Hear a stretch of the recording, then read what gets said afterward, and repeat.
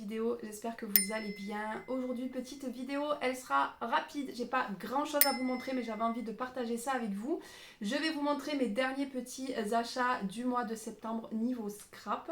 Alors j'ai passé commande sur Vinted, j'ai acheté la multi-cinch sur Vinted.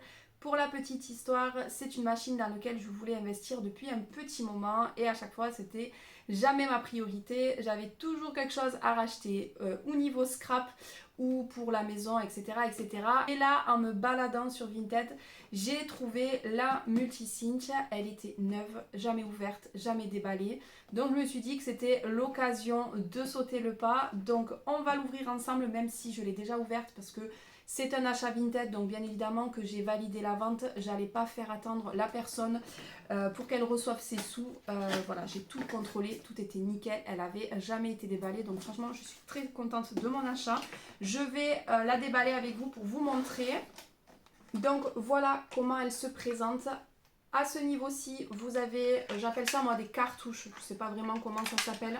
Des petites cartouches de reliures différentes que vous venez clipser ici et ça vous permet de faire plein de reliures. Donc avec la machine, vous avez la reliure à disque qui est fournie, donc la rose, et vous avez la bleue pour les cercles.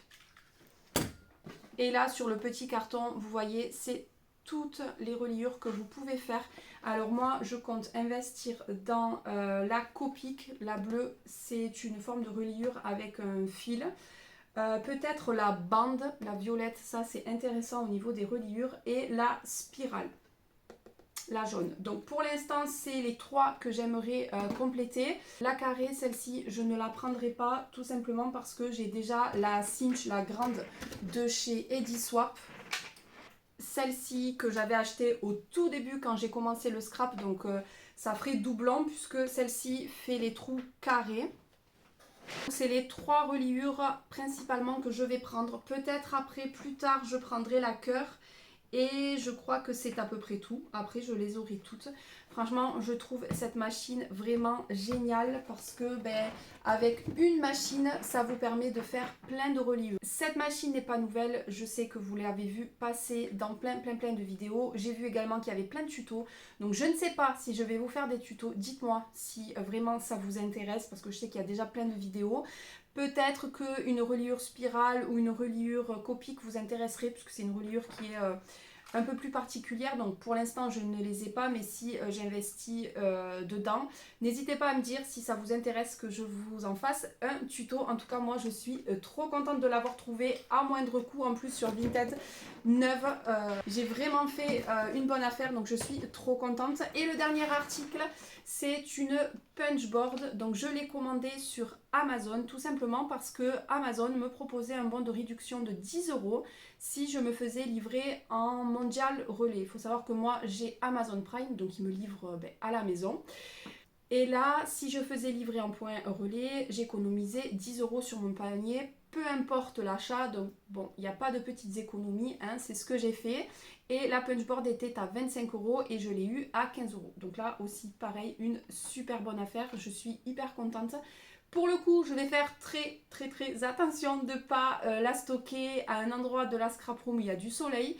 Je peux vous dire que je vis pas dans le noir dans la scrap room, mais je baisse très souvent mes volets parce que pour la petite histoire, j'avais deux punchboards déjà que j'avais depuis un petit moment et elles ont complètement jauni. J'étais dégoûtée, je les ai laissées dans un coin où il y avait le soleil qui est passé. Je pense que ce soit été ou hiver, le soleil passe et elles ont complètement jauni. Donc j'ai réussi à les vendre sur Vinted, bien évidemment à moindre coût, hein, et je me les recommanderai.